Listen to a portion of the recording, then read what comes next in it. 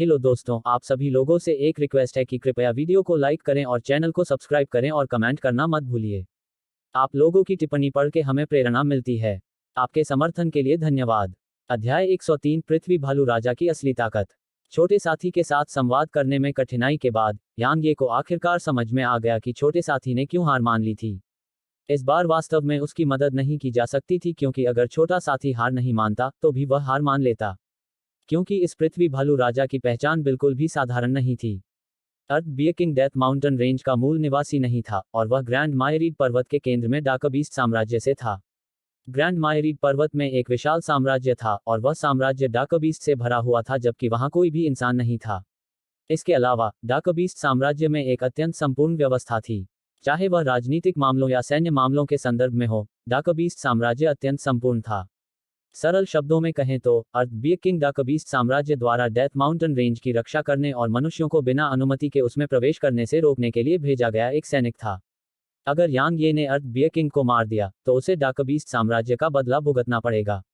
यांग ये इसके परिणामों को सहन करने में असमर्थ था और यही कारण था कि छोटे साथी ने हार मान ली थी।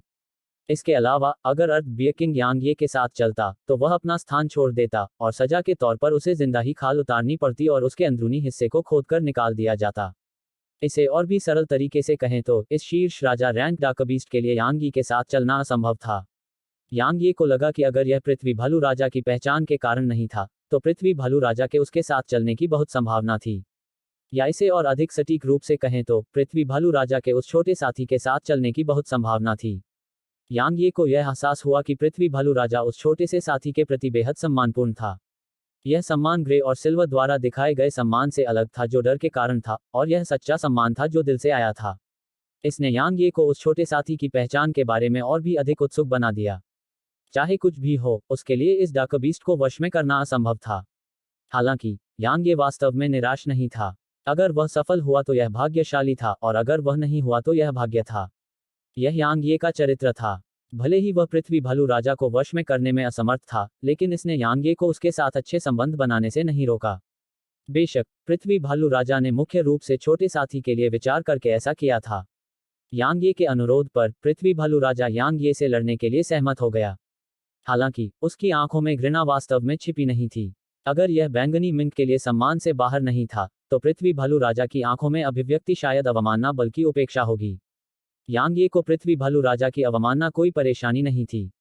वह ग्रैंड मायरीड पर्वतों में जीवित रहने की प्रक्रिया को समझता था और केवल एक दुर्जेय ताकत ही पृथ्वी भालू राजा को उसके साथ सम्मान से पेश आने के लिए मजबूर कर सकती थी। यांग ये और पृथ्वी भालू राजा की आकृतियां दो चरम सीमाएं कही जा सकती हैं। पृथ्वी भालू राजा की विशाल आकृति के सामने यांग ये वास्तव में बहुत छोटी लग रही थी। इस बार यांग ये ने पृथ्वी भालू राजा के खिलाफ सीधे जाने के लिए अपनी मुट्ठी का इस्तेमाल नहीं किया, क्योंकि पृथ्वी भालू राजा की ताकत ऐसी नहीं थी जिसका वह सामना कर सके। इसके अलावा ऐसा करने की बिल्कुल भी जरूरत नहीं थी, क्योंकि पृथ्वी भालू राजा की तलवार की तकनीक को शांत करने के लिए उसका इस्तेमाल करना और भी बेहतर था। पृथ्वी भालू राजा ने यांग ये को देखा, फिर भी कोई हरकत नहीं की। वह यांग ये के आक्रमण का इंतजार कर रहा था। यांग ये ने अपनी सांस बर्बाद नहीं की।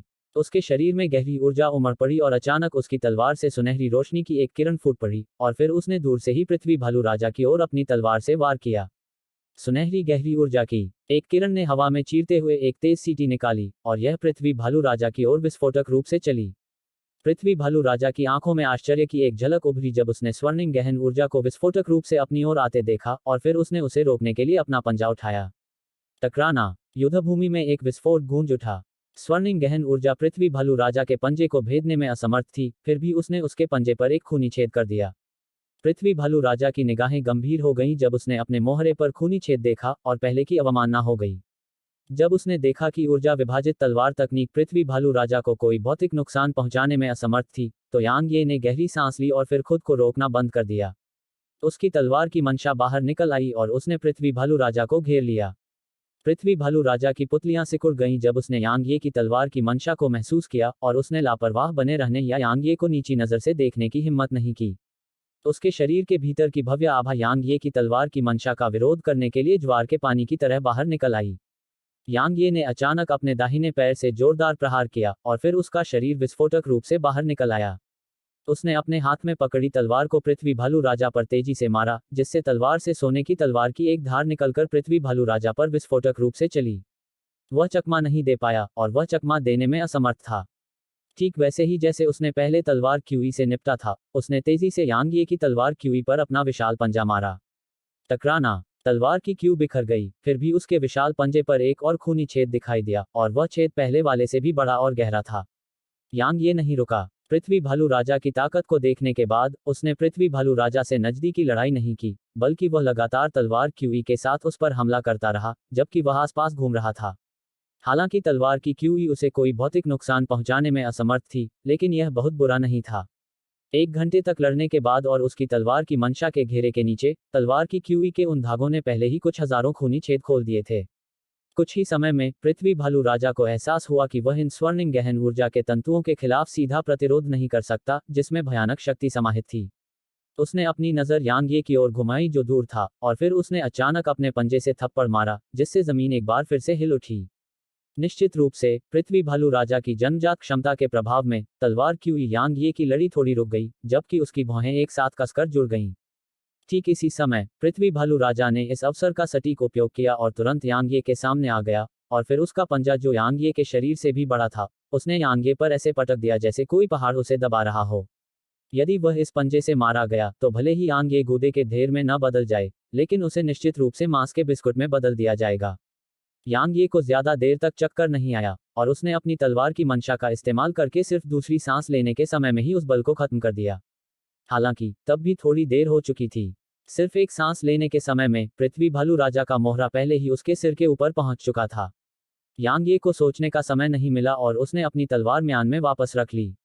उसके बाद उसके शरीर में मौजूद गहन ऊर्जा तुरंत ही बढ़ गई और तलवार की मंशा पागलों की तरह बाहर निकल आई। जब पंजा यांगी से केवल 1.5 मीटर दूर था, तो उसने अचानक अपने दाहिने पैर से जमीन पर जोरदार धक्का मारा और फिर उसने उस विशाल पंजे की ओर विस्फोटक ढंग से गोली चलाई। उसी समय यांगे ने अचानक अपने दाहिने हाथ से तलवार खींच ली। तलवार की एक किरण आकाश में चमक उठी। अनुभव करना। यांगे ने अपनी तलवार के साथ पंजे को भी पार कर लिया। हवा में यांगे की आकृति घूम गई, इससे पहले कि वह एक बार फिर अपनी तलवार खींचे, और उसने उसे पंजे की ओर मारा जो जमीन की ओर नीचे की ओर थपथपा रहा था। यांगे ने जब पृथ्वी भालू राजा के पंजे में वार किया तो वह क्रोध से चिल्ला उठा। जब उसने देखा कि यांगे फिर से उसके पंजे पर वार कर रहा है, तो पृथ्वी भालू राजा ने उसका सामना करने की हिम्मत नहीं की। उसने अपना पंजा वापस खींच लिया और फिर उसने अपने शरीर को यांगे की ओर जोर से पटक दिया। तलवार का वार चूक जाने के बाद यांगे की अभिव्यक्ति बदल गई जब उसने देखा कि पृथ्वी भालू राजा नीचे गिर रहा है। उसने अपनी तलवार की नोक को तेजी से जमीन की ओर घुमाया और अपनी तलवार से निकलने वाली तलवार क्यूई के बल पर अपने शरीर को पीछे की ओर घुमाया। उसके बाद उसने पृथ्वी भालू राजा पर हवा में वार किया जो उसकी ओर गिर रहा था। अनुभव करना। सुनहरी तलवार क्यू ने एक तेज सीटी निकाली और हवा को चीरते हुए पृथ्वी भालू राजा की ओर विस्फोटक ढंग से फायर किया। पृथ्वी भालू राजा ने इस बार चकमा नहीं दिया और उसने तलवार क्यूई की धार को अपनी छाती पर फटने दिया। जिस समय तलवार क्यूई उसकी छाती पर फटी, उसी समय वह यांगे के सामने भी आ गया था। उसके बाद उसका विशाल आकार सबसे बर्बर तरीके से यांगे पर टूट पड़ा। यांगे चकमा देना चाहता था, लेकिन वह ऐसा करने में असमर्थ था। उसने कभी उम्मीद नहीं की थी कि पृथ्वी भालू राजा उसके खिलाफ हमला करने के लिए स्वेच्छा से उसके हमले को सहन करेगा, इसलिए वह इस टकराव से बचने में पूरी तरह से असमर्थ था। टकराना। एक बहुत बड़ा धमाका हुआ। यांगे एक काली प्रकाश किरण में बदल गया जो दूर जा गिरी। टकराना। 100 मीटर दूर उड़ने के बाद उसकी आकृति सीधे एक पहाड़ की दीवार में जा धंसी। जब उसने यह दृश्य देखा तो बैंगनी मिंक के चेहरे पर भाव बदल गए और उसके शरीर पर बैंगनी रंग की चमक दिखाई देने लगी। ठीक इसी समय उसे लगा कि उसने कुछ नोटिस किया है और उसके शरीर पर जो बैंगनी रंग की रोशनी फैली थी, वह धीरे धीरे उसके शरीर में वापस आ गई। पृथ्वी भालू राजा ने यह दृश्य देखकर तुरंत राहत की सांस ली। इससे पहले यांगे के एक ही वार से उसका पंजा छिद जाने से वह क्रोधित हो गया था, इसलिए उस क्षण के बाद उसने युद्ध में पीछे नहीं हटना चाहा और उसका हर एक कदम घातक था।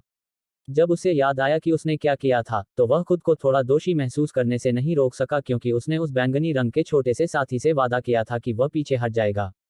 फिर भी अब उस इंसान को उसने थप्पड़ मारकर मार डाला था। सौभाग्य से रहस्यमय बैंगनी रंग का छोटा सा साथी ऐसा नहीं लग रहा था कि वह मुझे अपनी जान से कीमत चुकाने के लिए मजबूर कर रहा है। ठीक इसी समय दूर पहाड़ की दीवार से अचानक एक धमाके की आवाज आई। धरती के भालू राजा ने देखा और उसने देखा कि पहाड़ की दीवार में एक छेद से एक मानव सिर निकल रहा है। जब उसने यह मानव सिर देखा तो पृथ्वी भालू राजा की आंखें तुरंत चौड़ी हो गईं। क्या वह मानव अभी भी जीवित है? यांग ये स्वाभाविक रूप से नहीं मरा था, लेकिन वह मरने के कगार पर था। अब उसे एहसास हुआ कि उसने अभी भी पृथ्वी भालू राजा की ताकत को कम करके आंका था, और उसकी ताकत नीदरलैंड वुल्फ राजा से बस कुछ गुना ज्यादा थी। वर्तमान में ऐसा लग रहा था जैसे उसके शरीर की सारी हड्डियां टूटकर गिर गई हों, जबकि उसके आंतरिक अंग एक उग्र महासागर की तरह घूम रहे थे। अगर उसके शरीर द्वारा खोला गया 10 मीटर से अधिक गहरा गड्ढा इतना दम घुटने वाला न होता, तो वह उसमें ही रहना पसंद करता, क्योंकि उसकी हर हरकत उसे असहनीय दर्द से गुजरने पर मजबूर कर देती थी। यह कहा जा सकता है कि शीर्ष राजा रैंक पृथ्वी भालू राजा के साथ इस टकराव ने उसे लड़ने की पूरी क्षमता खोने का कारण बना दिया था। अध्याय 104 लूट हत्यारा प्रस्थान। एक दिन और एक रात जमीन पर पड़े रहने के बाद, यद्यपि यांग ये के शरीर की चोटें स्वर्णिम गहन ऊर्जा के पुनर्योजी प्रभावों के तहत पूरी तरह से ठीक नहीं हुई थी, फिर भी वह चलने फिरने में सक्षम था। यांग ये को उस छोटे से साथी के पंजों से पता चला कि यह पृथ्वी भालू राजा कोई शीर्ष राजा रैंक डाकबीस्ट नहीं था, और यह एक ऐसा अस्तित्व था जो आत्मा रैंक के आधे रास्ते में था। इससे यांग ये को उदास भावनाओं को थोड़ा कम करना पड़ा, क्योंकि राजा रैंक डाकबीस्ट से एक ही झटके से लड़ने की अपनी क्षमता खोना अभी भी थोड़ा शर्मनाक था। इस अवधि के दौरान जब वह पृथ्वी भालू राजा के क्षेत्र में स्वास्थ्य लाभ कर रहा था, तो माना जा सकता है कि यांगी ने नस्लीय भेदभाव का अनुभव किया था, क्योंकि जब उस छोटे से साथी को मिले व्यवहार की तुलना की जाती है, तो उसे जो व्यवहार मिला वह दूसरे चरम पर था। पृथ्वी भालू राजा के छोटे साथी के प्रति व्यवहार ने यांग ये को प्रशंसा और ईर्ष्या का अनुभव कराया। प्रोफाउंड रैंक स्पिरिट जड़ी बूटियां, प्रोफाउंड रैंक स्पिरिट फल और सभी प्रकार के प्राकृतिक खजाने जिन्हें यांग ये पहचान नहीं पाया। संक्षेप में, पृथ्वी भालू राजा ने छोटे साथी को जो कुछ भी परोसा वह कचरा नहीं था। दूसरी ओर, पृथ्वी भालू राजा ने उसे केवल कुछ अज्ञात फल परोसे, और वे भी ऐसे थे जो बिना रैंक के थे। इससे यांग ये को थोड़ा उदास महसूस हुआ। सौभाग्य से, छोटे साथी ने पृथ्वी भालू राजा द्वारा दी गई सभी गहन रैंक की आत्मा जड़ी बूटियां और आत्मा फल अपने छोटे भंवर में डाल दिए। दूसरे शब्दों में, यह सब अब उसका माना जा सकता है।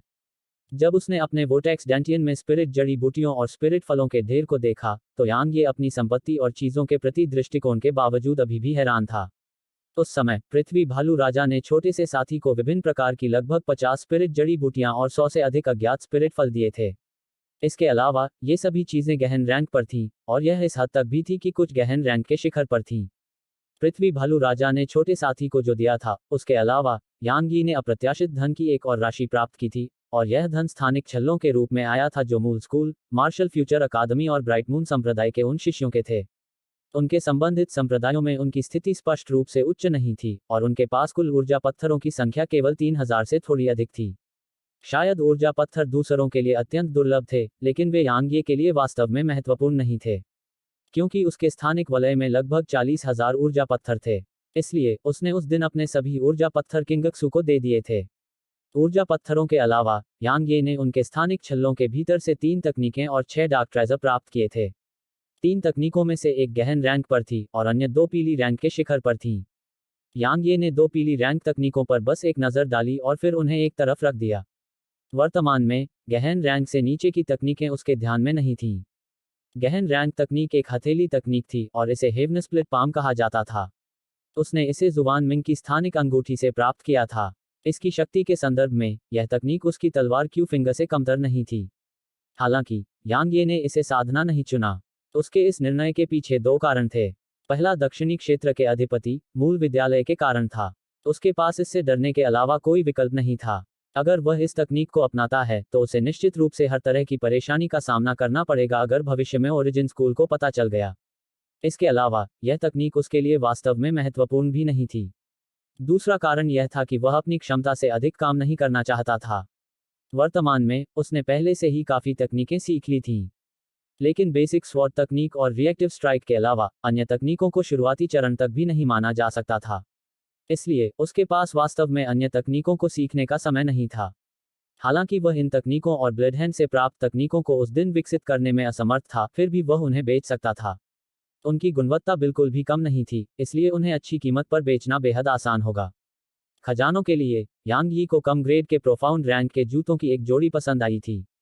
जूते काले नीले रंग के थे, और इन जूतों और अन्य जूतों के बीच का अंतर यह था कि उनके पीछे छोटे सफ़ेद पंखों की एक जोड़ी थी। ये छोटे सफ़ेद पंख किसी पक्षी के पंखों की तरह शुद्ध सफ़ेद और सुंदर थे। जब यांग ये ने ये जूते पहने और अपनी गहन ऊर्जा उनमें डाली, तो वह अब और अपना धैर्य बरकरार नहीं रख सका। क्योंकि इन जूतों ने वास्तव में गति और कूदने की क्षमता में सुधार किया। खासकर गति के मामले में जब उसने जूते पहने और गेल स्टेप्स तकनीक का प्रदर्शन किया तो यांग यी खुद अपनी गति से चौंक गया। उसकी गति लगभग दोगुनी हो गई थी।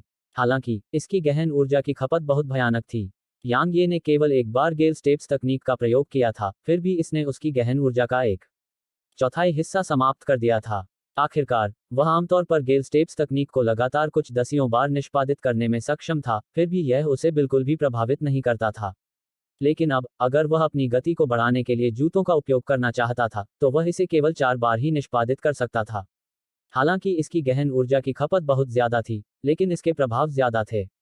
बेशक इन जूतों का उपयोग केवल महत्वपूर्ण क्षण में ही किया जा सकता था। इन जूतों के अलावा यांग ये को अन्य 5 खजानों में से कोई भी पसंद नहीं आया और उसने उन्हें अपनी स्थानिक अंगूठी में फेंक दिया और भविष्य में उन्हें बेचने का इरादा किया। एक और दिन आराम करने और अपनी चोट पूरी तरह से ठीक होने के बाद यांग ये ने छोटे साथी के साथ जाने का इरादा किया। जब वे चले गए तो पृथ्वी भालू राजा ने बैंगनी मिंक को एक और बड़ी संख्या में चीजें दी और इसने यांग ये को कान से कान तक मुस्कुराने पर मजबूर कर दिया। वह अपने दिल में सोचने से खुद को रोक नहीं सका, अगर मैं भविष्य में गरीब हुआ तो मुझे निश्चित रूप से ग्रैंड मायरीड पर्वत में राजा रैंक डाकबीस्ट्स को लूटने के लिए छोटे साथी को साथ लाना होगा। भले ही वह पृथ्वी भालू राजा को वश में करने में सक्षम नहीं था, लेकिन इस बार यांग ये की उपलब्धियां बहुत बढ़िया थीं। भौतिक लाभों के अलावा उसकी ताकत में भी बहुत सुधार हुआ था। पृथ्वी भालू राजा के साथ युद्ध ने उसे काफी समझ हासिल करने की अनुमति दी।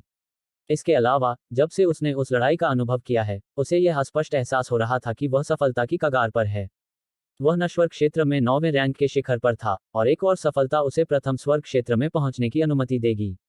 यदि वह प्रथम स्वर्ग क्षेत्र प्राप्त कर लेता है तो उसकी शक्ति में जबरदस्त गुणात्मक सुधार होगा। पहला स्वर्ग क्षेत्र, मैं इसे पाने के लिए कितना उत्सुक हूं।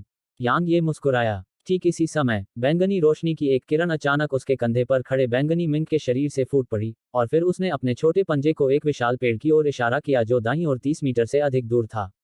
यह खतरे का संकेत था। यांग ये की अभिव्यक्ति बदल गई और उसने बिना कुछ सोचे अपनी तलवार निकाली और उस पेड़ की ओर वार किया। तलवार की एक धार हवा में फटी और तुरंत उस पेड़ पर जा लगी। पेड़ के टुकड़े टुकड़े हो जाने पर गड़गड़ाहट की आवाज गूंज उठी। उसी समय एक काली आकृति बिजली की तरह तेजी से आगे बढ़ी और यांग ये पर हमला किया। यांग ये की आंखें थोड़ी सिकुड़ गईं जब उसने इस काली आकृति को देखा, और जब काली आकृति उससे 1.5 दूर आ गई तो यांग ये ने अचानक अपनी तलवार खींच ली। झनकार, धातुओं के टकराने की स्पष्ट और मधुर ध्वनि आसपास गूंज उठी। काली आकृति के हाथ में तलवार यांग ये के गले से सिर्फ आधा इंच की दूरी पर थी, जबकि यांग ये की तलवार पहले ही काले कपड़ों को भेद चुकी थी। हालांकि यह अंदर नहीं घुसी और किसी चीज ने उसे रोक दिया था। काली आकृति के हाव भाव बदल गए और उसने अपने दाहिने पैर से समूह को कुचलकर पीछे की ओर छलांग लगाने में संकोच नहीं किया। उसके बाद काली आकृति 2 सांसों के समय में यांग ये की दृष्टि के क्षेत्र से गायब हो गई। असफलता के बाद तुरंत पीछे हटना। यांग ये ने अपनी तलवार म्यान में रख ली और पीछा नहीं किया। उस काले व्यक्ति की गति उसकी खुद की गति से कहीं ज्यादा थी, इसलिए वह उसे पकड़ने में पूरी तरह से असमर्थ था। लेकिन वास्तव में मुझे मारने का इरादा कौन रखता है? वह काला व्यक्ति स्पष्ट रूप से एक हत्यारा था और हत्यारे बिना किसी कारण के मेरे पास नहीं आएंगे। इसलिए केवल एक ही स्पष्टीकरण है, इस हत्यारे को किसी ने काम पर रखा था। लेकिन मेरे केवल कुछ दुश्मन हैं और वे सभी मुझे मारने में सक्षम हैं। तो वास्तव में यह किसने किया? कुछ ही समय में यांग ये को 2 लोगों का ख्याल आया, या अधिक सटीक तरीके से कहें तो ये 2 शक्तियां थीं, फूल महल और तलवार संप्रदाय, क्योंकि वह केवल इन 2 शक्तियों के साथ संघर्ष में आया था। हालांकि यांग ये थोड़ा हैरान था, क्योंकि तार्किक रूप से इन 2 शक्तियों के पास जो ताकत थी उसके साथ उन्हें उसे मारने के लिए हथियारों को किराए पर लेने की बिल्कुल भी आवश्यकता नहीं थी। लेकिन अगर ये 2 शक्तियां नहीं थीं तो फिर कौन हो सकता है? काफी देर बाद यांग ये ने अपने दिल में उठ रहे सवालों को दबा लिया। उसने उस दिशा की ओर देखा जिस ओर काली आकृति भागी थी और उसने धीमी आवाज में कहा, दुर्भाग्य से मैं तलवार के एक ही वार से उस हत्यारे को रोकने में असमर्थ था। अन्यथा मुझे इस तरह का अनुमान नहीं लगाना पड़ता। लेकिन इस व्यक्ति की छिपने की तकनीक वास्तव में असाधारण है। मैं वास्तव में कुछ भी असामान्य नहीं देख पाया, जबकि वह हत्यारा मेरे इतने करीब था। अगर वह छोटा सा साथी ना होता, अगर वह हत्यारा उस पेड़ के पास से गुजरते समय हमला करता, तो शायद मैं वास्तव में यहां अपनी जान गंवा देता। जब उसने यहां तक सोचा तो यांग ये ने अपना सिर घुमाया और उसे उस छोटे से साथी के खिलाफ रगड़ा, और फिर उसने कहा, धन्यवाद। अगर तुम नहीं होते तो मैं खतरे में पड़ जाता। बैंगनी मिंक ने अपनी आंखें झपकाईं और फिर उसने अपने छोटे से सिर से यांग ये के चेहरे को रगड़ा। अगर अगली बार तुम उस हत्यारे को देखो तो बैंगनी चमक मत फैलाओ। इसके बजाय मुझे चुपके से बताओ। समझे? यांग ये ने कहा। इससे पहले जब छोटे साथी ने उसे बताया कि खतरा है तो उसने सहज रूप से अपनी तलवार खींचकर बिना सोचे समझे वार कर दिया था, और इसने हत्यारे को पहले से ही सचेत कर दिया था। अगर वह हत्यारे को सचेत नहीं करता और हत्यारे के करीब पहुंचने के बाद हमला नहीं करता तो हत्यारे का भागना बिल्कुल असंभव होता। यांग ये को इस बात का पूरा भरोसा था कि वह ऐसा कर सकता है, ठीक उसी तरह जैसे उसने हत्यारे को अपनी तलवार खींचने से पहले ही अपने करीब आने दिया था। दुर्भाग्य से वह हत्यारे को जीवित छोड़ना चाहता था, इसलिए उसने अपनी तलवार की मंशा और सुनहरी गहन ऊर्जा का उपयोग नहीं किया। लेकिन उसने कभी उम्मीद नहीं की थी कि हत्यारा वास्तव में कवच पहने होगा। हालांकि उसके पास अभी भी एक मौका था। यांग ये को लग रहा था कि हत्यारा फिर से उसकी तलाश में आएगा। अगर उसके साथ छोटा सा आदमी न होता तो हत्यारे की छुपने की क्षमता यांग ये को बहुत ज्यादा सिरदर्द देती। हालांकि चूंकि उसके साथ छोटा सा आदमी था, इसलिए उसके आसपास 60 मीटर के दायरे में मौजूद हर चीज पर उसका ध्यान जाता। अपने साथ उस छोटे से साथी को रखकर वह अपनी स्थिति को खुले में होने से बदलकर गुप्त कर सकता था, और हत्यारे की गुप्त स्थिति उजागर हो जाती। यांग ये ने डेथ माउंटेन रेंज को छोड़ दिया और वह ग्रैंड मायरीड पर्वत की गहराई की ओर चला गया। उस हत्यारे को बाहर निकालने के लिए यांग ये ने 2 नेदर वुल्फ किंग्स को नहीं बुलाया, और उसने बस उस छोटे से साथी को अपने कंधे पर रहने के लिए कहा। अध्याय 105 मानव घुड़सवार सेना।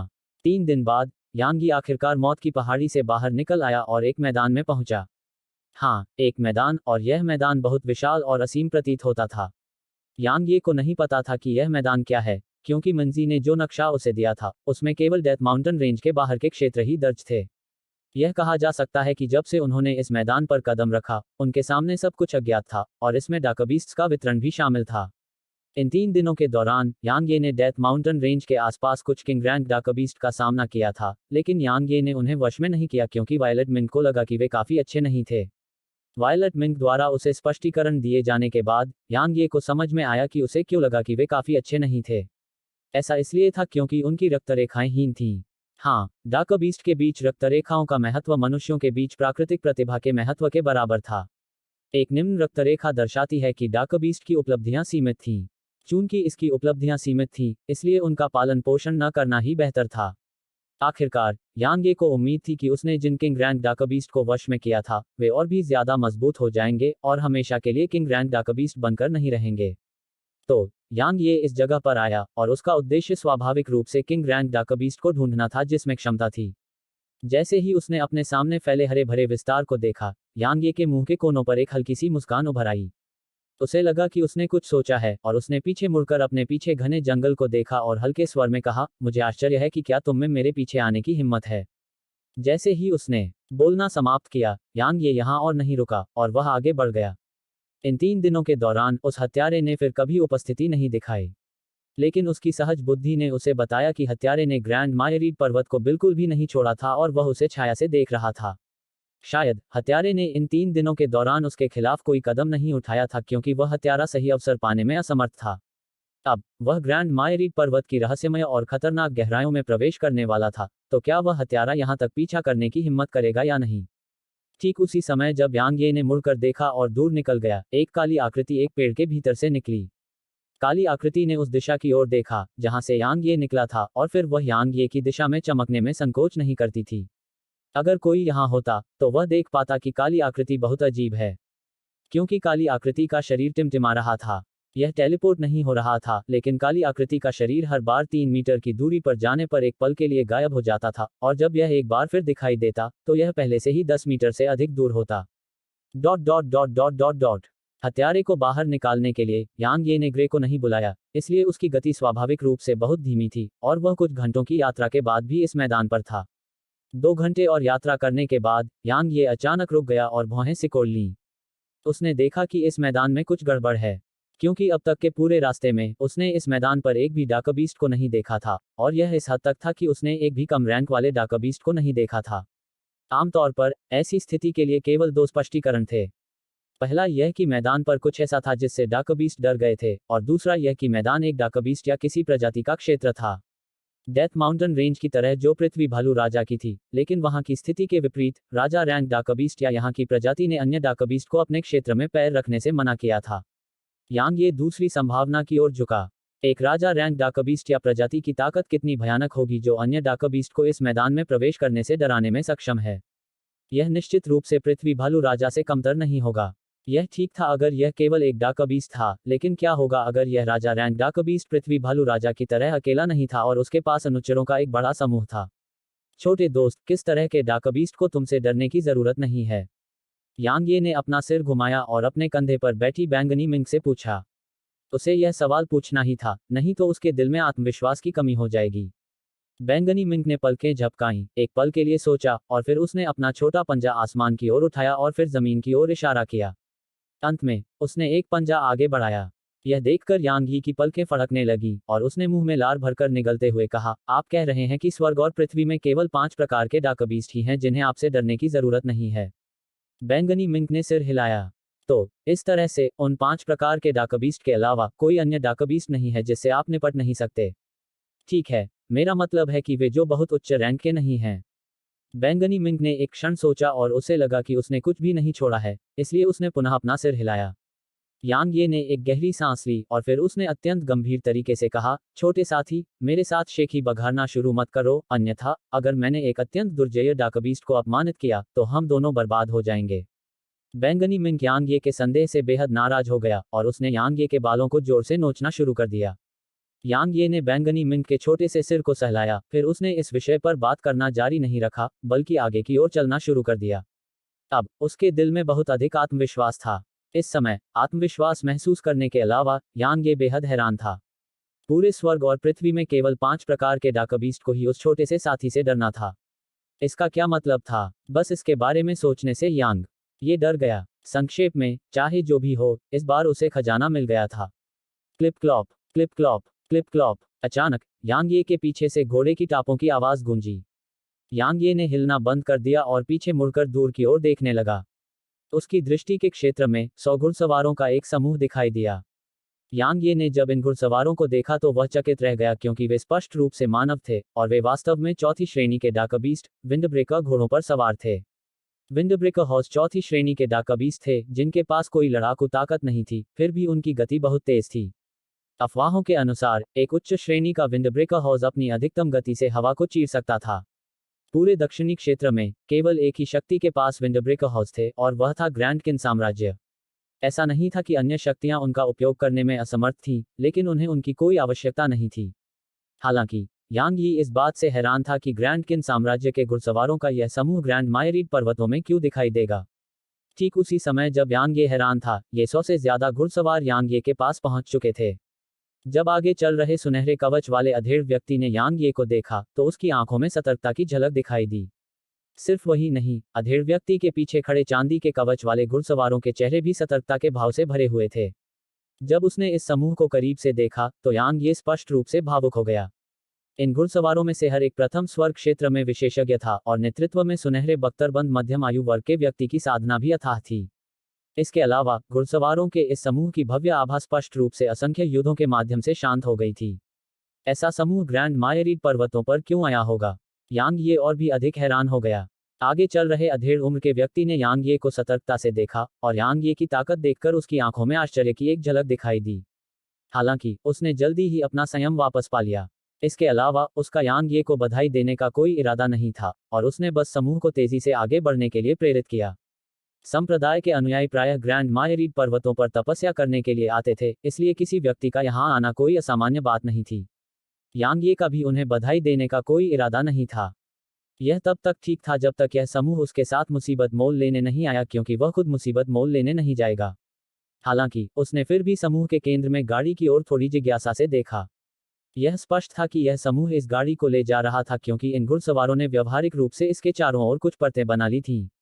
अगर कोई अचानक हमला करने या गाड़ी के पास जाने का इरादा रखता है तो उसे पहले इन घुड़सवारों से गुजरना होगा। गड़गड़ाहट। जब समूह यांग यी के पास से गुजरा तो जमीन कांपने लगी और इससे भी अधिक भयावह यह था कि अचानक आसपास से घोड़ों के खुरों की आवाजें गूंजने लगीं। आगे चल रहे अधेड़ उम्र के आदमी के चेहरे पर भाव बदल गए, लेकिन वह घबराया नहीं। उसने अपने हाथ में सुनहरा भाला उठाया और चिल्लाया, दुश्मन ने हमला कर दिया है, पंक्ति में खड़े हो जाओ। जैसे ही उसने बोलना समाप्त किया, ये घुड़सवार तेजी से पीछे की ओर मुड़ गए और गाड़ी के चारों ओर सुरक्षा की कई परतें बना लीं। उसके बाद उनकी गहन ऊर्जा बढ़ गई और उन्होंने सतर्क भाव प्रकट किए। यांग ये ने मन ही मन कहा, अरे, वह तुरंत भागना चाहता था। लेकिन जैसे ही उसने अपना पहला कदम रखा, अनगिनत डाकबीस्ट्स आसपास से निकल आए। इन डाकबीस्ट्स ने तेजी से यांग यी और घुड़सवारों के इस समूह के चारों ओर घेरा बना लिया। इसके अलावा उन्होंने जो आवेग दिखाया उसे केवल भयानक ही कहा जा सकता है। यांग ये ने इन डाकबीस्ट को अपनी नज़र से देखा और फिर उसके चेहरे पर गंभीर भाव आ गए। इन डाकबीस्ट के पास बहुत बड़े आकार थे और उनमें से हर एक ग्रे से आकार में कम नहीं था। सबसे महत्वपूर्ण बात यह है कि ये सभी डाकबीस्ट वास्तव में 8वें और 9वें रैंक पर थे और 8वें रैंक से नीचे एक भी डाकबीस्ट नहीं था। यह फ्लेमरॉर लान कबीला है। अपने तावीज़ वापस ले लो। जब उसने इन डाकबीस्ट्स को देखा तो आगे चल रहा मध्यम आयु वर्ग का आदमी धीमी आवाज में चिल्लाया। जैसे ही उन्होंने बोलना समाप्त किया, उन 100 घुड़सवारों ने बिना किसी हिचकिचाहट के अपनी जेबों से एक ताबीज निकाला और फिर उन ताबीजों को अपने शरीर पर चिपका लिया। यांग ये ने देखा कि वे ताकतवर तावीज थे और वे सभी मध्यम श्रेणी के थे। बेशक उसके पास इस बात की परवाह करने का मूड नहीं था कि यह समूह कितना अमीर था और वह सोच रहा था कि उसे कैसे भागना चाहिए। कुछ हजार डाकबीस्ट तभी रुके जब वे यांग ये और अन्य लोगों से लगभग 30 मीटर दूर पहुंच गए और फिर वे यांग ये और अन्य लोगों की ओर दहाड़ते हुए बढ़े।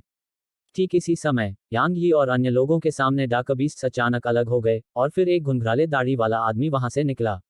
अध्याय 106 अराजक युद्ध। यांग ये पहले तो दंग रह गया जब उसने इस घुंघराले दाढ़ी वाले आदमी को देखा, लेकिन जब उसने घुंघराले दाढ़ी वाले आदमी के चेहरे को देखा जो फर से ढका हुआ था, तो यांग ये की अभिव्यक्ति बेहद भारी हो गई। क्योंकि उसके सामने यह घुंघराले दाढ़ी वाला आदमी एक आत्मा रैंक डाकबीस्ट था जो पहले से ही मानव रूप लेने में सक्षम था। घुंघराले दाढ़ी वाले आदमी और आसपास के फ्लैमेरोर शेरों के घने विस्तार को देखते हुए यांग ये केवल यही उम्मीद कर सकता था कि वह छोटा सा आदमी अभिषेक ही बघार नहीं रहा होगा। अन्यथा बहुत संभावना थी कि वह आज उनके मुंह का मांस बन जाएगा। यह केवल यांग ही की बात नहीं थी, बल्कि सुनहरे कवच में अधेड़ उम्र के व्यक्ति के चेहरे पर भी गंभीरता आ गई जब उसने घुंघराले दाढ़ी वाले व्यक्ति को वहां आते देखा। यह सार्वजनिक रूप से स्वीकार किया गया था कि डाकबीस्ट मनुष्यों से अधिक शक्तिशाली थे। किंग ग्रैंड डाकबीस्ट की खेती मानव प्रथम स्वर्ग क्षेत्र विशेषज्ञों के बराबर थी, फिर भी उनकी ताकत मानव किंग क्षेत्र विशेषज्ञों के खिलाफ जा सकती थी।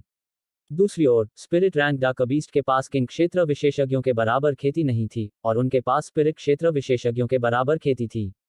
यह केवल स्पिरिट क्षेत्र से ही था कि मनुष्यों और डाकबीस्ट के बीच की खाई कम हो गई थी। सुनहरे कवच में अधेड़ उम्र के व्यक्ति ने गहरी सांस ली और फिर उसके शरीर से एक भयानक आभा फूट पड़ी, जबकि गहन ऊर्जा से संघनित पंखों की एक जोड़ी धीरे धीरे उसके पीछे उभरी। इन पंखों के हल्के से फड़फड़ाने के साथ अधेड़ उम्र के व्यक्ति का शरीर तुरंत हवा में उड़ गया और फिर वह धीरे धीरे घुंघराले दाढ़ी वाले व्यक्ति के सामने उतर आया। गहन ऊर्जा के साथ पंख बनाना एक आत्मिक क्षेत्र विशेषज्ञ का लक्षण है। यांग ये का दिल कांप उठा जब उसने अधेड़ उम्र के आदमी के पीछे पंखों की जोड़ी को देखा और फिर उसने अपने दिल में राहत की सांस ली। चूंकि यहाँ एक स्पिरिट रियल्म विशेषज्ञ मौजूद था, इसलिए जब तक अधेड़ उम्र का आदमी स्पिरिट रैंक डाकबीस्ट को व्यस्त रखता, यांग ये के लिए भागना बहुत मुश्किल नहीं होगा। मैं सम्राट के आदेश के तहत महारानी राजकुमारी को आपके साम्राज्य के राजकुमार से विवाह कराने के लिए जानवरों की राजधानी तक ले जाने के लिए आया हूँ। सुनहरे कवच में अधेड़ उम्र के व्यक्ति ने घुंघराले दाढ़ी वाले आदमी को देखा और वह धीमी आवाज में बोला, सगाई करने के लिए। घुंघराले दाढ़ी वाले आदमी के मुंह के कोनों में एक ठंडी मुस्कान फैल गई और उसने कहा, इसकी कोई जरूरत नहीं है। तुम जहां से आए हो वहीं वापस जाओ। इसके अलावा अपने उस राजकुमार के लिए एक संदेश वापस ले जाओ। उससे कहो कि वह मेरे डाकबीस्ट साम्राज्य के मामलों में दखल देने का सपना भी न देखे। अन्यथा एक दिन ग्रैंड मायरीड पर्वत से असंख्य घुड़सवार निकल सकते हैं और तुम्हारे ग्रैंडकिन साम्राज्य को कुचल सकते हैं। यह सुनकर अधेड़ उम्र के व्यक्ति की आंखें सिकुड़ गईं और फिर उसने धीमी आवाज में कहा, क्या आप जानते हैं कि हमारे साम्राज्यों को विवाह द्वारा एकजुट होने से रोकने के क्या परिणाम होंगे? परिणाम? घुंघराले दाढ़ी वाला आदमी तिरस्कार से हंसा और फिर उसने अचानक अपना दाहिना पैर जमीन पर पटका, जिससे लगभग 30 मीटर के क्षेत्र में जमीन सीधे ढह गई। मैं तुम्हें एक आखिरी मौका देता हूं, अपने आदमियों को ले जाओ और ग्रैंड मायरीड पर्वत से दूर चले जाओ। अन्यथा आज वह दिन होगा जब तुम सब मर जाओगे। जैसे ही उसने बोलना समाप्त किया, आसपास के सभी फ्लेमेरोआ शेरों ने दहाड़ना शुरू कर दिया और ऐसा लग रहा था कि यदि सुनहरे कवच वाला मध्यमायु का व्यक्ति इनकार का कोई संकेत देगा तो वे तुरंत आगे बढ़ेंगे और उसे टुकड़ों में फाड़ देंगे। यांग ये के कंधे पर बैठा बैंगनी मिंक थोड़ा नाराज हुआ जब उसने फ्लेमरोर शेरों के समूह और उस घुंघराले दाढ़ी वाले आदमी को इतनी अहंकारी हरकतें करते देखा। वह बस आगे बढ़कर इन अज्ञानी लोगों को सबक सिखाने ही वाला था कि यांग ये ने जल्दी से बैंगनी मिंक को गले लगा लिया और कहा, छोटा साथी, अभी शांत हो जाओ। अभी भी हमारे लिए कुछ करने का समय नहीं आया है। यांग ये ने छोटे साथी को अपनी ताकत दिखाने की अनुमति नहीं दी क्योंकि ग्रैंड किन साम्राज्य के शाही घराने के सदस्य अभी भी आसपास ही थे और वह नहीं चाहता था कि छोटे साथी को ग्रैंड किन साम्राज्य की आंखों के सामने उजागर किया जाए। इसके अलावा क्या छोटा साथी उस स्पिरिट रैंक डाकबीस्ट को डरा सकता है, यह अज्ञात था। अगर छोटा साथी सफल होता तो ठीक रहता, लेकिन अगर छोटा साथी असफल हो जाता तो क्या होता। अधेड़ उम्र के आदमी की आंखों में एक ठंडी चमक चमक उठी और उसने घुंघराले दाढ़ी वाले आदमी को ठंडी नजर से देखा। उसके बाद वह पलटा और गाड़ी की ओर चल पड़ा। अचानक वह रुका और यांग ये को देखने के लिए मुड़ा और वह तुरंत दंग रह गया जब उसने देखा कि यांग ये के चेहरे पर डर का एक भी निशान नहीं था। उसकी आंखों में आश्चर्य की एक झलक चमक उठी जब उसने कहा, युवा भाई, तुम्हारी तलवार कभी तुम्हारे हाथ से नहीं छूटती। क्या तुम तलवार संप्रदाय के शिष्य हो? यांग ये दंग रह गया क्योंकि उसने कभी उम्मीद नहीं की थी कि यह आत्मा क्षेत्र विशेषज्ञ वास्तव में उसका अभिवादन करेगा, और उसने तुरंत अपना सिर हिलाया और कहा, नहीं।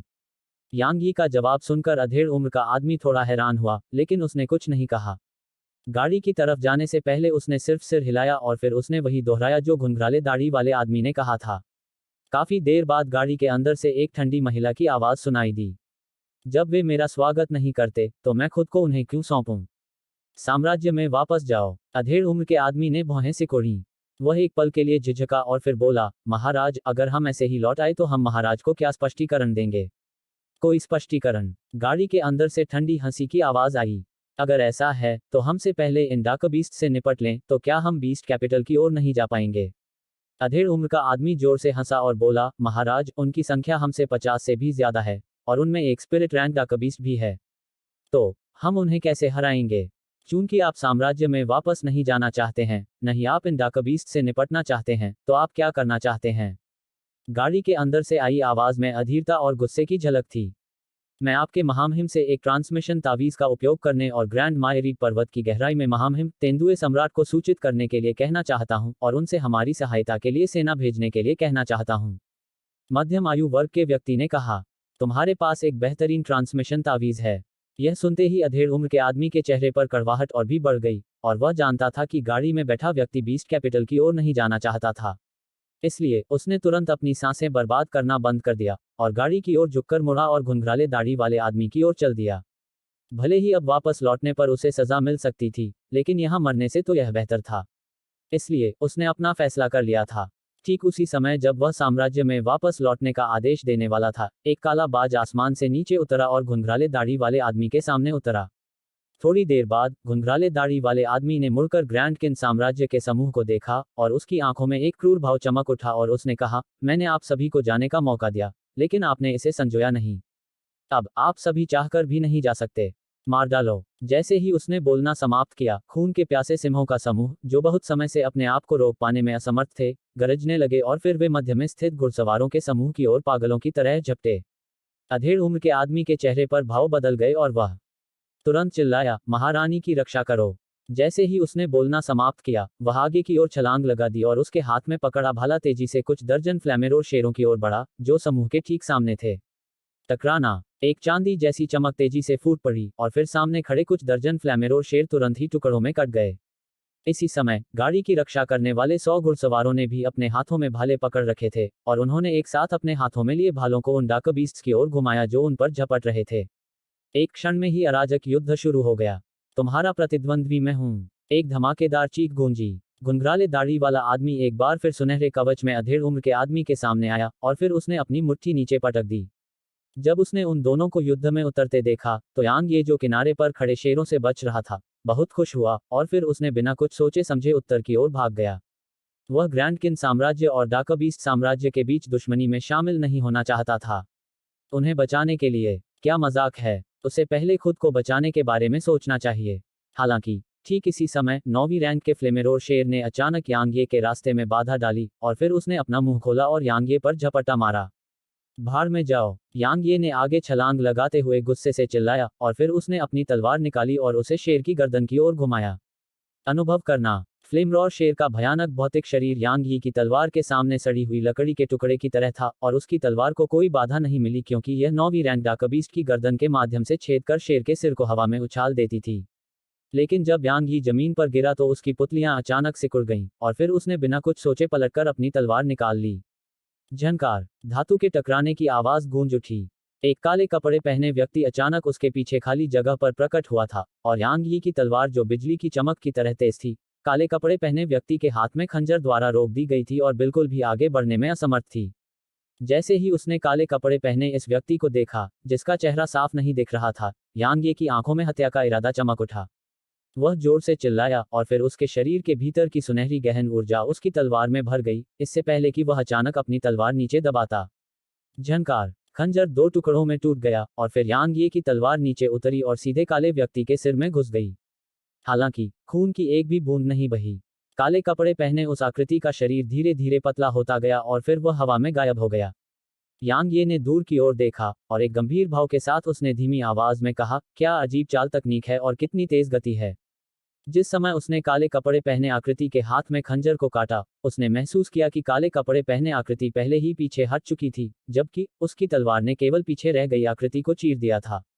ऐसा नहीं था कि वह काले कपड़े पहने व्यक्ति का पीछा नहीं करना चाहता था, लेकिन दुर्भाग्य से वह अपने जूते का उपयोग करने के बावजूद भी उसे पकड़ने में असमर्थ था, क्योंकि उस काले कपड़े वाले व्यक्ति की चाल न केवल अजीब थी, बल्कि यह भयानक रूप से तेज भी थी।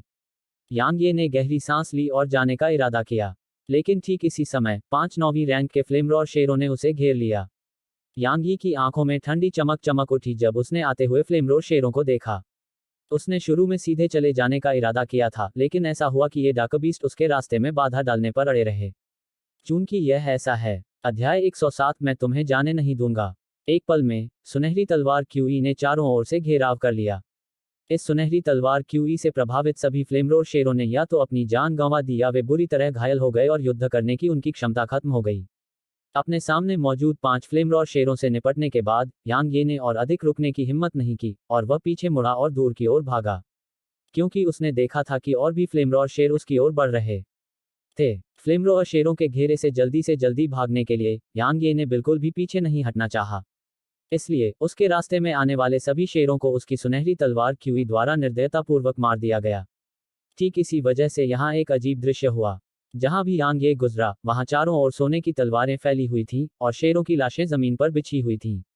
यांग ये की तलवार क्यूई वास्तव में इन 9वीं रैंक के डार्कबीस्ट को तुरंत नष्ट करने में असमर्थ थी, लेकिन जितनी जल्दी हो सके घेरे से बाहर निकलने के लिए यांग ये ने खुद पर एक उच्च श्रेणी के स्ट्रेंथ टेलिस्मन का उपयोग करने में संकोच नहीं किया।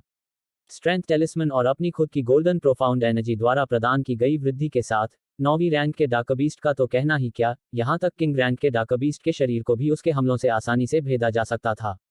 जब उन फ्लेमेरोर शेरों ने, जो यांग ये पर आक्रमण करना चाहते थे, यांग ये की सर्वशक्तिमान और भव्य आभा को देखा, तो उनकी आंखों में घना भय प्रकट हुआ और उनमें यांग ये पर निडर होकर आक्रमण करने का साहस नहीं हुआ, जैसा कि उनके सामने के शेरों ने किया था। यह वास्तव में वह प्रभाव था जिसे यांग ये प्राप्त करने का प्रयास कर रहा था।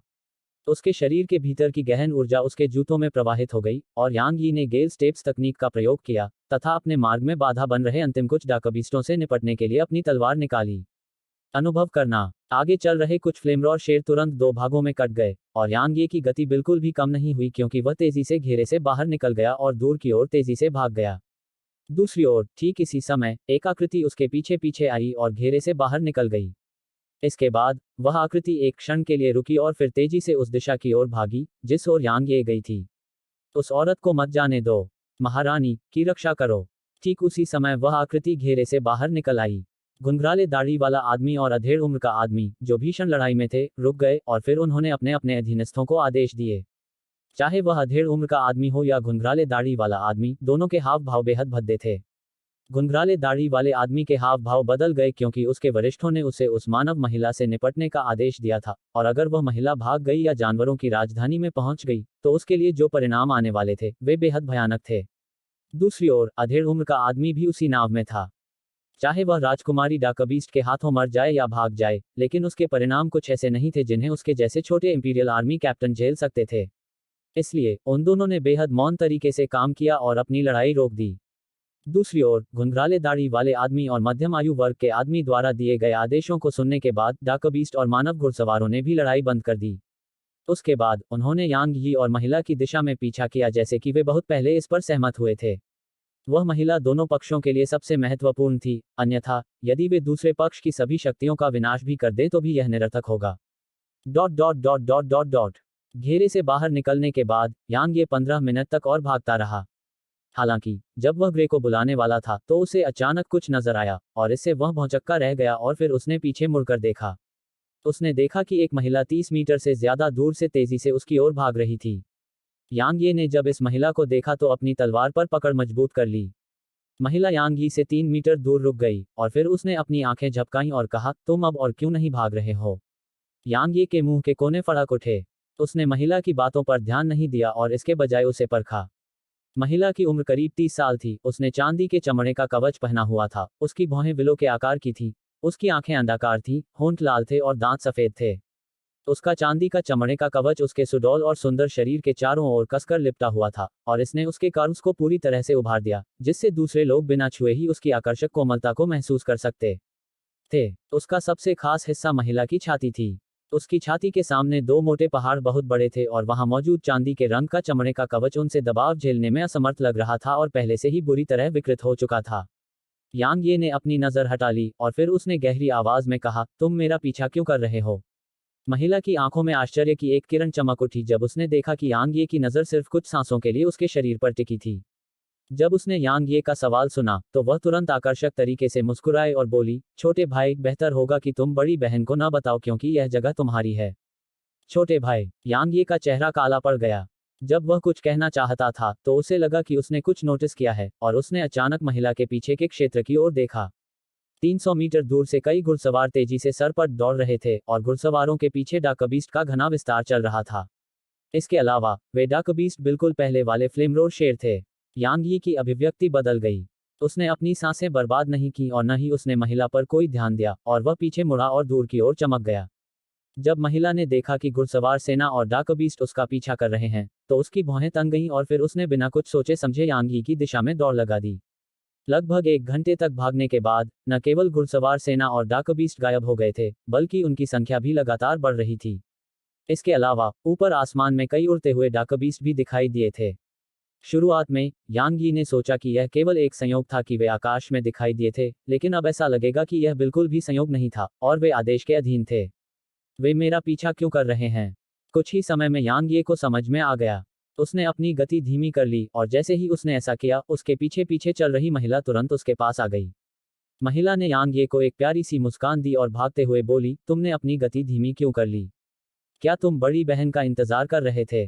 क्या वे लोग तुम्हारा पीछा कर रहे हैं? यांग ये ने गहरी आवाज में पूछा। महिला ने पलकें झपकाईं और फिर मुस्कुराते हुए बोली, ऐसा ही लगता है। यांग ये का चेहरा उतर गया और उसने कहा, हम दोनों के बीच कोई दुश्मनी नहीं है, तो तुम मेरे लिए मुसीबत क्यों ला रहे हो? एक अच्छी तरह से मौत को गले लगाओ और दूसरी दिशा की ओर भाग जाओ, ठीक है? यह सुनकर महिला ने अपनी मुस्कान को रोका और फिर उसने एक दयनीय भाव प्रकट करते हुए कहा, छोटे भाई, क्या तुम सच में बड़ी बहन को उन डाकबीस्ट के हाथों में पड़ते हुए देख सकते हो? जरा सोचो, अगर बड़ी बहन उनके हाथों में पड़ गई तो मुझे कितने भयानक परिणाम भुगतने होंगे। मैं इसे क्यों सहन नहीं कर पाऊंगा? यांग ये की अभिव्यक्ति ठंडी हो गई जब उसने कहा, मेरे खिलाफ उन चालों का इस्तेमाल मत करो। अगर तुम नहीं जाते हो तो मुझे निर्दयी होने का दोष मत दो। महिला ने उदास भाव से यांग ये की ओर देखा और फिर उसने हल्के स्वर में कहा, छोटे भाई, क्या तुम सचमुच इतने निर्दयी हो? ऐसा लग रहा था जैसे यांग ये एक ऐसा आदमी था जिसने अपनी पत्नी को छोड़ दिया था और इससे यांग ये की रीढ़ में ठंडक दौड़ गई। यांग ये ने हमला नहीं किया। ऐसा इसलिए नहीं था क्योंकि वह एक महिला के प्रति दयालु था, बल्कि इसलिए क्योंकि वह ऐसा करने में सक्षम नहीं था। क्योंकि उसके सामने यह महिला कम से कम राजा क्षेत्र में थी। यह तो छोड़िए कि वह राजा क्षेत्र में किसी विशेषज्ञ को हरा सकता था या नहीं, सबसे महत्वपूर्ण बात यह थी कि उनके पीछे सेना के 2 समूह थे। जब तक वह महिला के साथ युद्ध में उतरता तब तक वे सेनाएं तुरंत उसे पकड़ लेती। इसलिए यांग ये इस समय बेहद परेशान था। काफी देर बाद यांग ये ने गहरी सांस ली और कहा, तुम राजा के राज्य में हो और तुम्हारी ताकत मुझसे कहीं ज्यादा है। अगर तुम अकेले भागते तो तुम्हारे बचने की संभावना ज्यादा होती, तो तुम मेरे पीछे क्यों आए? मेरी ताकत तुम्हारी ताकत से कहीं ज्यादा है। महिला मुस्कुराई और फिर उसने अपनी आंखों में गहरे अर्थ के साथ यांग ये को देखा। उसने कहा, छोटे भाई, यह सही नहीं लगता। इससे पहले बड़ी बहन ने तुम्हें 5 डाकबीस्ट को तुरंत खत्म करते देखा था। इसके अलावा उस फर्स्ट हेवन रियल्म विशेषज्ञ के आश्चर्यजनक हमले को न केवल तुमने देखा था, बल्कि उस विशेषज्ञ को तुमने पीछे भी धकेल दिया था।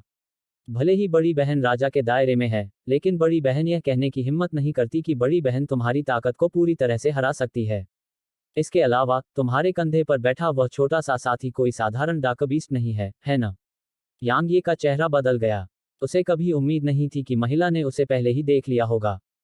थोड़ी देर बाद उसने धीमी आवाज में कहा, तुम गाड़ी में बैठे वो व्यक्ति हो। तुम्हें अभी समझ में आया। महिला ने मुस्कुराते हुए कहा, छोटे भाई तुम इतने मूर्ख नहीं हो, है ना? यांग ये ने आगे कहा, आप शाही परिवार के सदस्य हैं। महिला ने पलकें झपकाईं और मुस्कुराते हुए कहा, आप क्या सोचते हैं? यांग ये के मुंह के कोने फड़क उठे और फिर उसने कहा, क्या आपके पास करने के लिए कुछ बेहतर नहीं है? महिला ने अपनी मुस्कान को रोका और अपनी कलाई को घुमाते हुए उसके हाथ में 10 से ज्यादा तावीज दिखाई दिए। उसने गंभीर भाव से कहा, छोटे भाई, भले ही बड़ी बहन को नहीं पता कि तुम्हारे पास कौन कौन से तुरुप के पत्ते हैं, लेकिन जब मैंने तुम्हें उन डाकबीस्ट से घिरे होने के बावजूद इतने संयम से काम करते देखा, तो बड़ी बहन को पता था कि तुम निश्चित रूप से बच निकलने का कोई रास्ता निकाल लोगे। अगर तुम मुझे इस जगह से बाहर निकालोगे, तो ये 10 मध्यम श्रेणी के तावीज तुम्हारे हैं, ठीक है? जब उसने महिला के हाथ में 10 ताबीज देखे, तो यांग ये अपनी हंसी रोक नहीं सका और बोला, क्या तुम्हारा शाही परिवार इतना गरीब है? महिला ने भौहें सिकोड़ी। वह एक पल के लिए झिझकी, फिर उसने अपनी कलाई एक बार फिर घुमाई और फिर उसके हाथ में 10 और तावीज दिखाई दिए। उसने कहा, 20 मध्यम श्रेणी के तावीज। बड़ी बहन के पास इससे ज्यादा कुछ नहीं है। यांग ये ने अपनी कलाई घुमाई और उसके हाथ में 10 से ज्यादा उच्च श्रेणी के तावीज दिखाई दिए। उसके बाद उसने उसे महिला की ओर लहराया और कहा, सबसे पहले मुझे आपके तावीजों में बिल्कुल भी दिलचस्पी नहीं है। अगर तुम जाने को तैयार हो तो मैं तुम्हें कुछ उच्च श्रेणी के तावीज दूंगा, ठीक है? जैसे ही उसने यांगी के हाथ में उच्च श्रेणी के तावीजों के ढेर को देखा, महिला की आंखों में आश्चर्य की एक झलक दिखाई दी। आखिरकार तावीज जैसे खजाने अभी भी उसके जैसे शाही घराने के सदस्य के लिए बेहद कीमती थे। पहले उन 20 मध्यम श्रेणी के तावीजों का उत्पादन करना उसके लिए पहले से ही थोड़ा दर्दनाक था, लेकिन उसने कभी नहीं सोचा था कि उसके पहले इस युवक के पास वास्तव में 10 से अधिक उच्च श्रेणी के तावीज होंगे। 10 उच्च कोटि के ताबीज। संप्रदाय के कुलीन शिष्यों के लिए भी इतनी गुणवत्ता वाले ताबीज आसानी से प्राप्त करना असंभव था। महिला ने यांग ये को गहराई से देखा और फिर उसने एक आकर्षक मुस्कान प्रकट की और कहा, छोटे भाई, तो तुम सच्चे अमीर आदमी हो। बड़ी बहन अभी अपमानित होने के लिए कह रही थी। किसी भी मामले में बड़ी बहन को अब कोई परवाह नहीं है। बड़ी बहन को तुमसे प्यार हो गया है और बड़ी बहन तुम्हें जाने से मना कर रही है।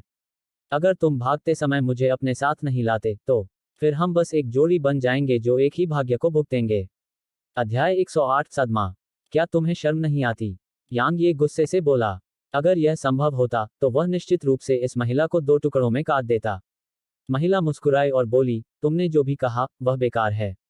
वैसे भी बड़ी बहन तुम्हें जाने नहीं देगी। झनकार, एक सुनहरी चमक चमक उठी। यांग ये की खुली तलवार ने उसके बगल में बैठी महिला पर बेरहमी से वार किया। यांग ये ऐसा व्यक्ति नहीं था जो किसी सुंदरी का सामना करते समय अपने छोटे भाई के साथ सोचता। उसके सामने खड़ी महिला बेहद खूबसूरत और आकर्षक थी, लेकिन क्या इसका उससे कोई लेना देना था?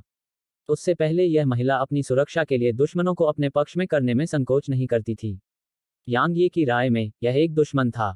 चूंकि वह एक दुश्मन थी, इसलिए यांग ये को इस बात की परवाह नहीं थी कि वह एक महिला है या एक बुजुर्ग व्यक्ति। दुश्मनों को मार दिया जाना चाहिए। महिला का चेहरा बदल गया। उसने कभी उम्मीद नहीं की थी कि उसके सामने खड़ा यह आदमी वास्तव में उसके खिलाफ कोई कदम उठाएगा, और उसकी तलवार की गति वास्तव में बहुत तेज थी। उसे सोचने का समय नहीं मिला, इससे पहले कि वह अपनी कलाई घुमाए, और एक काला चाबुक यांग ये के हाथ में तलवार की ओर मारा। झनकार, कोड़े और तलवार के बीच टकराव से चिंगारियां निकलीं। यांग ये ने इस हमले के विफल होने के बाद कोई और हमला नहीं किया, और उसने अपनी तलवार म्यान में रख ली और फिर उस महिला की तरफ ठंडी नजर से देखने लगा। इस महिला की ताकत बहुत ज्यादा भयानक थी और उसे अपनी तलवार के इरादे और 2 किंग रैंक डाकबीस्ट का इस्तेमाल किए बिना उसे मारने की अपनी क्षमता पर भरोसा नहीं था। अगर यह किसी और समय होता तो वह निश्चित रूप से 2 नेदर वुल्फ को बुलाता और इस महिला से निपटता। हालांकि वह अभी ऐसा नहीं कर सकता था, क्योंकि महिला की पहचान बिल्कुल भी सरल नहीं थी। अगर वह महिला को मार देता तो उसके पीछे के घुड़सवार उसे निश्चित रूप से जाने नहीं देते, और भले ही वह ग्रैंड मायरीड पर्वत छोड़ देता, ग्रैंड किन साम्राज्य निश्चित रूप से उसे जाने नहीं देता। इसके अलावा अगर वह महिला से लड़ता तो डाकबीस्ट और पीछे के लोग निश्चित रूप से उसे पकड़ लेते। उस समय यह बिल्कुल बेहद परेशानी भरा होगा, क्योंकि उसे नहीं लगता था कि स्पिरिट रैंक डाकबीस्ट उसे जाने देगा। महिला ने अपने हाथ में चाबुक लपेट लिया और यांग ये को देखते ही वह अपने दिल में बहुत हैरान हो गई। उस तलवार के वार की गति बहुत तेज थी, और अगर वह शुरू से ही गुप्त रूप से सतर्क नहीं होती तो उसे तलवार के वार से पहले ही निश्चित रूप से नुकसान उठाना पड़ता। वह वास्तव में कौन है? वह पहले से ही नश्वर क्षेत्र में इतना दुर्जय है, इसलिए जब वह प्रथम स्वर्ग क्षेत्र में पहुंचेगा तो वह कितना असाधारण होगा। उसने अपने दिल में सदमे को दबा लिया और यांग ये की ओर नाराजगी से देखा और फिर कहा, छोटे भाई, तुम कितने निर्दयी हो। तुम वास्तव में बिना किसी हिचकिचाहट या दया दिखाए बड़ी बहन को मारना चाहते थे। तुम निर्दयी आदमी हो। यांग ये ने ठंडे स्वर में कहा, क्या ऐसा नाटक करने का कोई मतलब है। यह सुनकर महिला मुस्कुराई। छोटे भाई, बड़ी बहन मानती है कि मैंने पहले तुमसे संपर्क किया था ताकि तुम मुझे अपने साथ ले जाओ। हालांकि बड़ी बहन अब तुम में वाकई दिलचस्पी रखती है। तुम इतने मजबूत और इतने अमीर हो, इसलिए बड़ी बहन वास्तव में तुम पर मोहित हो गई है। यांग ये ने उसकी बातों की अनदेखी करते हुए कहा, क्या तुम सचमुच नहीं जाओगी। तुम मुझे मार भी दोगे तो भी मैं नहीं जाऊंगी। बड़ी बहन तो तुम्हारे पीछे ही आ रही है, उसने दृढ़ता से कहा। यांग ये ने मुड़कर घुड़सवार सेना और डाकबीस्ट को देखा जो करीब आते जा रहे थे। वह जानता था कि अब उस महिला और उसके पास स्ट्राइडर टेलिस्मन से बूस्ट है, इसलिए थोड़े समय में उन तक पहुंचना असंभव होगा। हालांकि एक बार ऐसा होने के बाद घुड़सवार सेना और डाकबीस्ट जल्द या बाद में उन तक पहुंच जाएंगे। इसके अलावा ग्रैंड मायरीड पर्वतों में कितने डाकबीस्ट थे। अगर उस स्पिरिट रैंक डाकबीस्ट ने दूसरे डाकबीस्ट को उन्हें पकड़ने का आदेश दिया तो वे दोनों पंख उगने के बाद भी बच नहीं पाएंगे। यांग ये ने अपना दाहिना हाथ हिलाने से पहले एक गहरी सांस ली और फिर नीदरलैंड वुल्फ किंग उनके पास प्रकट हुआ। जब महिला ने नेदर वुल्फ किंग को देखा तो उसकी पुतलियां सिकुड़ गईं और उसका चेहरा तुरंत पीला पड़ गया, क्योंकि यह दृश्य वास्तव में बहुत चौंकाने वाला था। यांग ये ने महिला के आश्चर्य की परवाह न करते हुए नेदर वुल्फ किंग की पीठ पर छलांग लगा दी और फिर उसने उस महिला से कहा जो अभी भी हैरान थी, क्या तुम अभी भी ऊपर नहीं जा रही हो। वह महिला को साथ नहीं लाना चाहता था, लेकिन उसके पास कोई विकल्प नहीं था। अगर महिला उसके पीछे पीछे आती तो वह उन डाकबीस्ट और आदमियों से छुटकारा नहीं पा पाता, भले ही वह नेदर वुल्फ किंग की सवारी क्यों न करता। अब वह उन डाकबीस्ट और आदमियों से तभी छुटकारा पा सकता था जब वह उसे अपने साथ ले जाए और फिर उसे अकेले जाने के लिए कहे। यही एकमात्र तरीका था जिसके बारे में वह सोच सकता था। यांग ये की बात सुनकर महिला दंग रह गई और फिर उसने पलकें झपकाते हुए कहा, इस पर क्या मैं वास्तव में ऐसा कर सकती हूँ। क्या तुम आगे बढ़ रहे हो या नहीं। यांग ये ने भौहें सिकोड़ी। महिला ने झिझकना बंद कर दिया और वह उछलकर यांग ये के पीछे मजबूती से बैठ गई। उसके बाद उसे यांग ये की कमर को दोनों हाथों से पकड़ने में कोई झिझक नहीं हुई और वह यांग ये की पीठ से कसकर लिपट गई। उसने बड़बड़ाते हुए कहा, एक किंग रैंक डाकबीस्ट, मैं वास्तव में एक किंग रैंक डाकबीस्ट पर बैठी हूँ। अगर मैं दूसरों को इसके बारे में बताऊंगी तो हर कोई निश्चित रूप से सोचेगा कि मैं पागल हो गई हूँ। क्या तुम थोड़ा पीछे हट सकते हो। यांग ये तब अवाक रह गया जब उसने महसूस किया कि दो बड़ी गेंदें उसकी पीठ पर दब गई हैं। क्या इस औरत को कोई शर्म नहीं आती। यहाँ तक मेरे जैसी महिला ने भी इस बारे में कोई हंगामा नहीं किया, तो एक पुरुष होने के नाते आप इसके बारे में हंगामा क्यों कर रहे हैं। यांग ये उद्धरण चिन्ह उद्धरण चिन्ह। पैदल दौड़ने के बजाय नेदर वुल्फ किंग की सवारी के कारण उनकी गति में तुरंत दोगुनी से अधिक की वृद्धि हो गई तथा उन्होंने अपने और अपने पीछे चल रहे पीछा करने वालों के बीच की दूरी को कम कर लिया। घुंघराले दाढ़ी वाले आदमी और अधेड़ उम्र के आदमी के हाव भाव तब बदल गए जब उन्होंने यांग ये और महिला को किंग रैंक डाकबीस्ट पर सवार देखा। आश्चर्य के अलावा घुंघराले दाढ़ी वाले आदमी की आंखों में गहरी घबराहट थी। एक किंग रैंक डाकबीस्ट एक इंसान की सवारी की तरह काम कर रहा है। क्या मजाक है। घुंघराले दाढ़ी वाला आदमी इस दृश्य को स्वीकार करने में थोड़ा असमर्थ था, सिवाय उस दृश्य के जो उसने अभी देखा था। जब उसकी घबराहट खत्म हो गई तो उसे गुस्सा आ गया। हाँ, घुंघराले दाढ़ी वाला आदमी सदमे से उबरने के बाद गुस्से में था। चाहे जो भी कारण रहा हो, एक राजा रैंक डाकबीस्ट ने एक इंसान के लिए एक सवारी के रूप में काम किया था और यह कुछ ऐसा था जिसे वह बर्दाश्त नहीं कर पा रहा था। इसके अलावा यह कुछ ऐसा था जिसे डाकबीस्ट साम्राज्य भी बर्दाश्त नहीं कर पा रहा था, क्योंकि यह डाकबीस्ट साम्राज्य के लिए बहुत बड़ी शर्मिंदगी थी। मानव, तुमने वास्तव में एक राजा रैंक डाकबीस्ट को अपनी सवारी बनाने की हिम्मत की। मैं तुम्हें टुकड़े टुकड़े कर दूंगा। जब वह उग्र रूप से दहाड़ा तो घुंघराले दाढ़ी वाले आदमी ने अपनी गति बढ़ा दी। अधेड़ उम्र के आदमी की आंखों में भी हैरानी और घबराहट साफ झलक रही थी। शुरू में उसे लगा था कि वह युवक असामान्य है, लेकिन जब उसने देखा कि वह युवक सिर्फ नश्वर क्षेत्र में है तो उसने उस युवक पर ध्यान देना छोड़ दिया। हालांकि उसने कभी नहीं सोचा था कि वह युवक इस समय वास्तव में एक किंग रैंक डाकबीस्ट को बुलाएगा। हे भगवान, वह एक किंग रैंक डाकबीस्ट है। इसके अलावा महारानी उस युवक के साथ क्यों गई और वह युवक महारानी को अपने साथ क्यों ले गया। क्या ऐसा हो सकता है कि उन्होंने यह सब योजना बनाई हो। जब उसने यहाँ तक सोचा तो अधेड़ उम्र के आदमी का चेहरा उतर गया। उसने सुना था कि यह राजकुमारी डाकबीस्ट साम्राज्य में नहीं जाना चाहती थी और वह इस मिशन की शुरुआत से ही उसके भागने के खिलाफ लगातार सतर्क था। पूरे रास्ते में राजकुमारी चुप रही और उसने सोचा कि उसने अपनी किस्मत को स्वीकार कर लिया है, फिर भी उसने कभी नहीं सोचा था कि उसने पहले से योजनाएं बना रखी थीं। नौजवान, चाहे तुम किसी भी संप्रदाय से संबंधित हो, ग्रैंड किंग साम्राज्य के क्रोध को झेलने के लिए तैयार रहो। अधेड़ उम्र के आदमी ने अपने दिल में धीमी आवाज में कहा। यांग ये को नहीं पता था कि वे क्या सोच रहे थे, और वह केवल यही उम्मीद कर रहा था कि वह उन लोगों और डाकबीस्ट से जल्द बचकर निकल जाए और फिर उस महिला को अकेले ही जाने के लिए कहे। क्योंकि यांग ये डाकबीस्ट और ग्रैंड किन साम्राज्य के बीच की बकवास में दखल देने में दिलचस्पी नहीं रखता था। अचानक बैंगनी मिंक ने यांग ही के बालों को खरोंचा और फिर उसने उन काले बाजों की ओर इशारा किया जो उनके ऊपर आकाश में रहते थे। आप कह रहे हैं कि वे हमें देख रहे हैं, और अगर हम उनसे निपटने में असमर्थ हैं, तो हम अपने पीछे मौजूद डाकबीस्ट से बच नहीं पाएंगे। यांग ये ने पूछा। बैंगनी मिंक ने सिर हिलाया। यांग ये ने भौहें सिकोड़ी। वे काले बाज हवा में 200 मीटर से अधिक दूर थे, इसलिए उनकी तलवार की कीवी उन्हें नुकसान पहुंचाने में पूरी तरह से असमर्थ थी। थोड़ी देर बाद उसने उस छोटे बच्चे की ओर देखा और कहा, क्या तुम उनके बारे में कुछ कर सकते हो? बैंगनी मिंक ने सिर हिलाया। तो फिर मैं उन्हें तुम्हारे पास छोड़ दूंगा। यांग ये बोलते हुए मुस्कुराया। बैंगनी मिंक ने अपना छोटा पंजा हिलाने से पहले मुस्कुराया और फिर उसका आकार यांगी के कंधे से तुरंत गायब हो गया।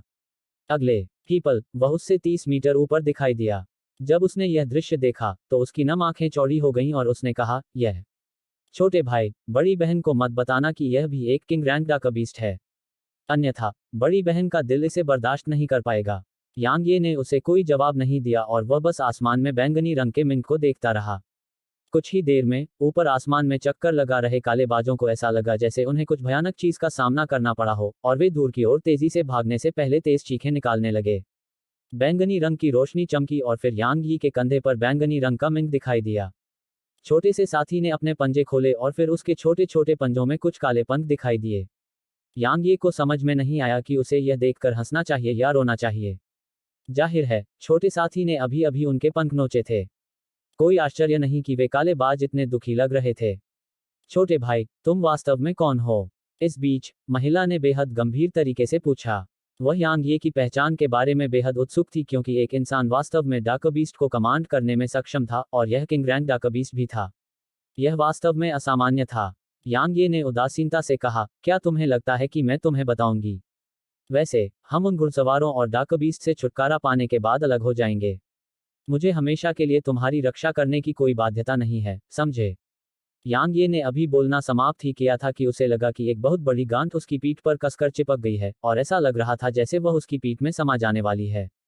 उसके बाद उसने महिला को विलाप करते हुए सुना। छोटे भाई, क्या तुम सच में इतने निर्दयी हो? लोग अक्सर कहते हैं कि अंत तक अच्छा करना चाहिए। क्या तुम बड़ी बहन को ग्रैंड मायरीड पर्वत से बाहर नहीं भेज सकते? हेलो दोस्तों, आप सभी लोगों से एक रिक्वेस्ट है कि कृपया MP स्टोरी बॉय चैनल को सब्सक्राइब करें और वीडियो को लाइक करें। कमेंट करना मत भूलिए। धन्यवाद।